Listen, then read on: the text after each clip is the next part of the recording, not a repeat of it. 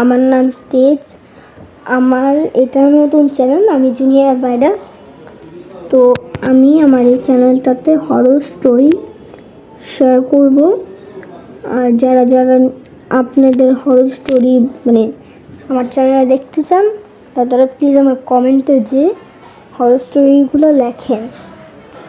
তো আজকে আমি আমার সাথে ঘটা একটি ঘটনা বলবো। আর এই ঘটনাটি আজ থেকে নিয়ে আরও 4 বছর আগের ঘটনা। তো আপনারা পপকর্ন বা মুড়ি কিছু একটা নিয়ে বসে যান, কারণ এই ঘটনা অনেক মজাদার আর ভয়ঙ্কর একটি ঘটনা। তো আমার তখন বয়স কত হবে, বয়স আমার 4 বছর বা 3 বছরের মতো।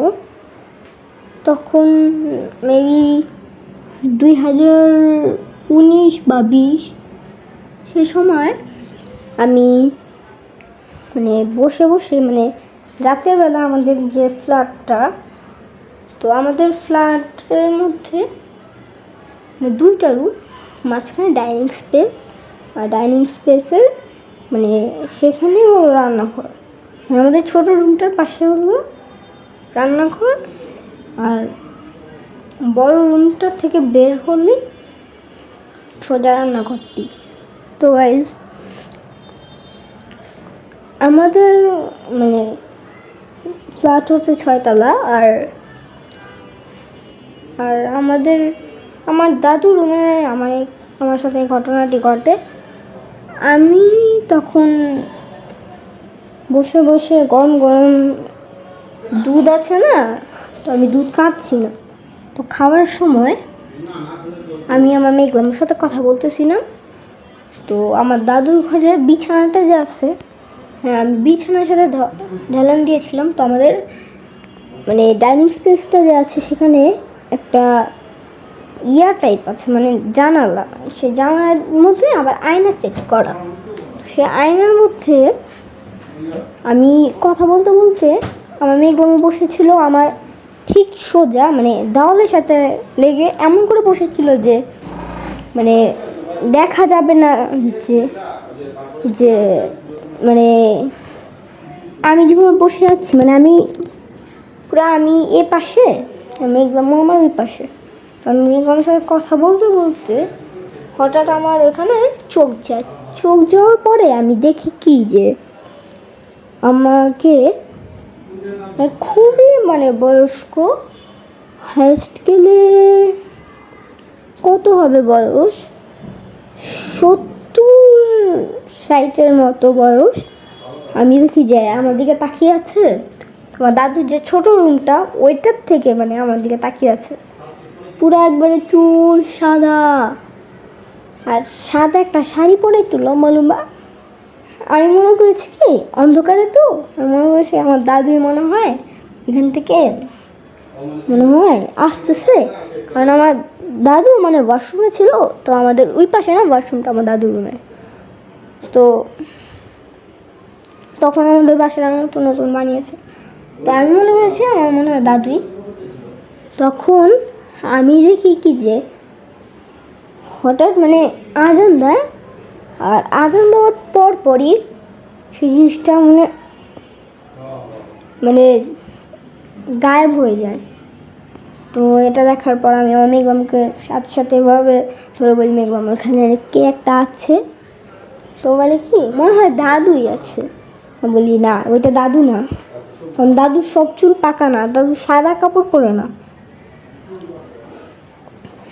তো বলি কি যে আচ্ছা চলো দেখে আসি কি। আমি যখন দেখতে যাই, দেখার আমি লাইটটা জ্বালিয়ে দেখি যে কিছুই না। বলে কি দাদু মনে হয় ভুল কিছু দেখেছো। এমন না যে আমি সরাসরি দেখেছি, আমি আয়নার মধ্যে দেখেছি। আর আমরা কিন্তু সবাই জানি আয়নার মধ্যে শয়তান থাকে। তো সবাই বলছিল যে তোমার মনে হয় চোখের ভুল। আর আমার দাদু বলে কি যে হ্যাঁ, তুমি আমার ফ্রিজটা দেখতে পারো, কারণ আমার দাদুর ফ্রিজটা ছিল সাদা কালারের। তো আমি তখন অত বেশি করি না। তো আমি দুধ খাওয়া শেষ করে আমি নিচে আমাদের ফ্ল্যাটে আমাদের ঘরে চলে আসি। আমাদের ঘরে আসার পরে হঠাৎ তখন কয়টা বাজে, তখন মেবি